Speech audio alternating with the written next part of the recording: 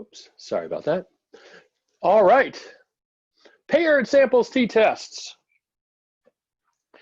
Paired samples t-test. Remember, there's 3 different t-tests. The paired sample, sometimes called correlated mean t-test, is for when we are comparing 2 groups that include the same people. Most commonly, this would involve a pre-post type design. I say each have different considerations and formula. Actually, the formula here are going to be the same as the independent samples t-test. All right, highlighting the differences between these 2 tests. Independent samples, differences between 2 groups of people. Paired sample, also differences between 2 groups of people. However, the type of question we ask is different. Do middle school children in Humboldt differ from middle school children in Mendocino?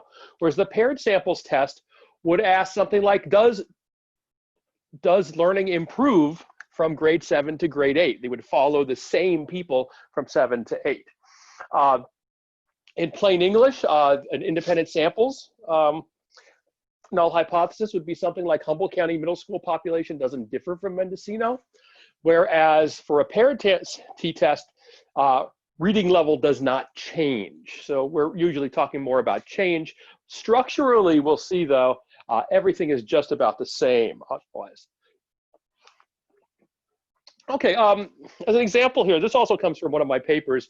We had students use an interactive tutorial for learning about linear regression. We asked them questions about their perceived knowledge of regression before it took the tutorial and then immediately after. So same question asked twice, once before something happened, once after something happened. Big question here, did their knowledge change?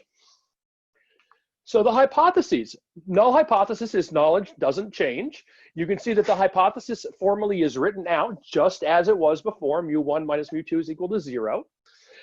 Sometimes you'll see this noted as mu d equals 0, the difference score is equal to 0. These are equivalent things. I like to use the first one because it's one less thing to have to remember to be different. You can see the pretest and the post-test scores and the standard deviations.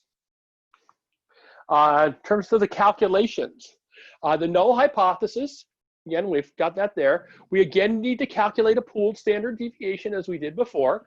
Here that comes out to 1.44. I don't think I mentioned this with the pooled standard deviation the last time, but one way you can spot check your pooled standard deviation is that number has to be between the two standard deviations that are going in there. All we're doing when we pooling is it's a way to average the standard deviation. There's a little bit of an adjustment there for the sample size, but that pooled standard deviation always has to be between the 2 standard deviation values, 1.41 and 1.47, where our values, 1.44 is right in the middle there, so we can be reasonably confident that that's right.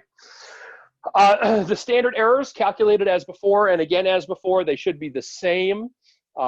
They'll always be the same in the paired samples t-test, because in a paired samples t-test, one of the criteria is that people are measured in both times. So you'll always have the same number of people.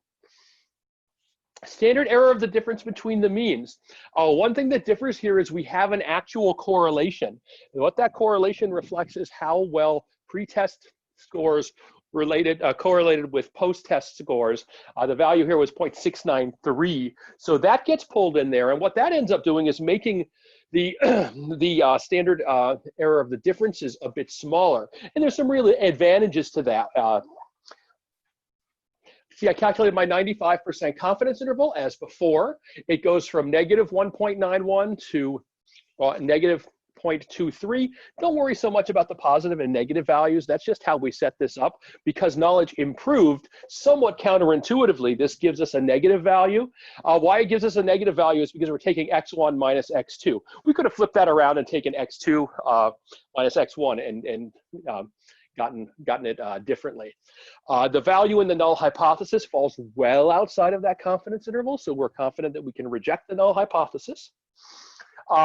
You can see the degrees of freedom here. It's simply the number of people minus 1. Notice we don't count the people in the first group and the people in the second group because it's the same people. We don't double count anybody.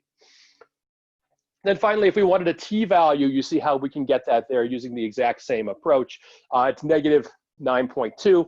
We could look up a probability here, but one thing we know is, yeah, anything over 2 is generally going to allow you to reject the null hypothesis. Anything over 3 or 4 is going to be well below 0.001. So probably don't need to really check that at this point. All right, the calculation of Cohen's d is slightly different. And honestly, some of this notation kind of sucks, but we got to deal with the hand we're dealt. The formula for d is different in that the denominator here is not the pooled standard deviation anymore, but the standard deviation of the differences. One thing about this formula that really stinks is that the only thing that this distinguishes that piece in the bottom, very confusing. It doesn't have the little bars over the x's, so it's not the standard error of the difference between the means. It's the standard deviation of the difference between the means. That can be calculated relatively simply. We take a pooled standard deviation and then we adjust it. We multiply it by 2 times the square root of 2 times 1 minus the correlation. Pooled standard deviation, we already calculated that. See how we got our standard error of our differences? And then finally, our d statistic using this new formula. Again, one new twist there. So we're using a slightly different formula, gives us a d value of 1.39. What does this tell us? Well, there was almost a 1.4 standard deviation improvement from pre-test to post-test. Again, don't worry about those positive and negative values. Those are just a product of how these formulas are set up. Always, focus on what actually happened with the mean values. See, doing this in R, we get exactly the same values. Again, one difference here is in terms of how we set up the problem for both the t-test code and the Cohen's d code. Instead of a tilde between the variables, it's a comma for the paired t-test. That's how both of those functions recognize that we're doing a paired t-test. And then with Cohen's d, we have to go further and specify, okay, the method here is paired. You're doing a paired t-test.